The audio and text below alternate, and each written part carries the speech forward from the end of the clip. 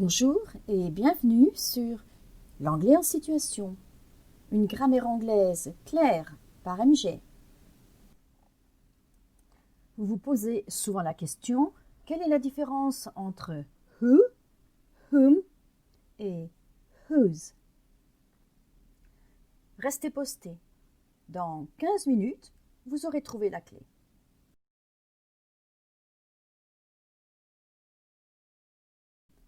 Comme à l'accoutumée, nous ne traduisons pas.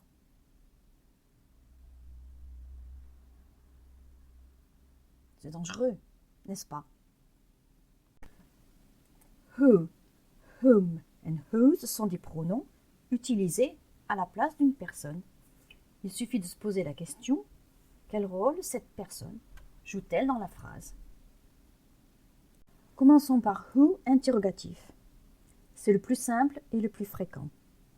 Examinez les phrases. Quel rôle John joue dans la phrase? Quel est celui de Tina? Quel est celui de Sophie? Et quel est celui des collègues? Mettez sur pause. Leur rôle est celui de sujet. Who est le pronom sujet. En demandant who, on recherche donc une personne sujet. Continuons avec who affirmatif. Examinons une phrase en deux parties. Dans la première partie, the boy est le sujet. Mais on peut rajouter une information supplémentaire. Who is playing football? Dans cette deuxième partie, the boy est toujours le sujet. Voici quelques phrases en exemple. Vous pouvez les répéter oralement. C'est un très bon exercice d'apprentissage.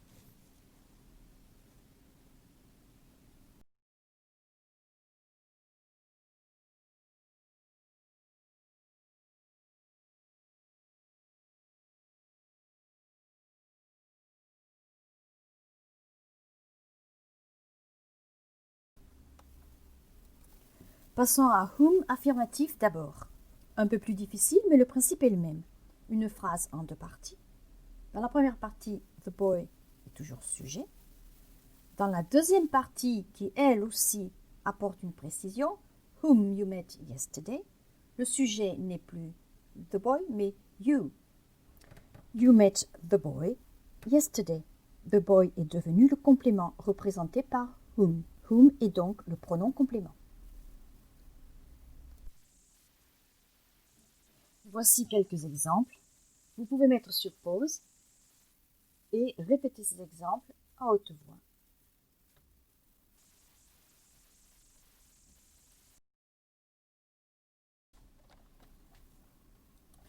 Le whom interrogatif devient facile maintenant. Par le whom interrogatif, on recherche la personne complément. Voici quelques exemples.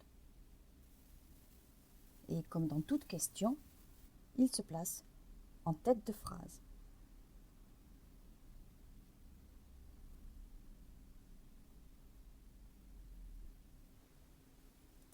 Whose interrogatif pose la question de la personne qui possède. C'est le pronom de l'appartenance. Voici un exercice pour en découvrir la formule. Aidez-vous des dessins de gauche pour compléter les phrases. Puis, répétez-les à haute voix.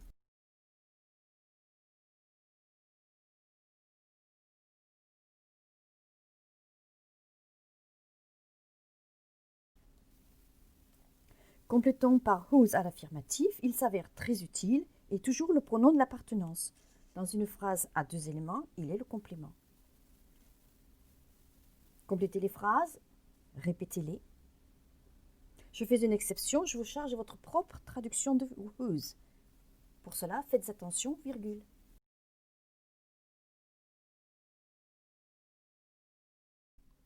Il ne vous reste plus qu'à compléter votre apprentissage de who, whom et whose en vous entraînant avec quelques exercices sur l'une de mes grammaires préférées.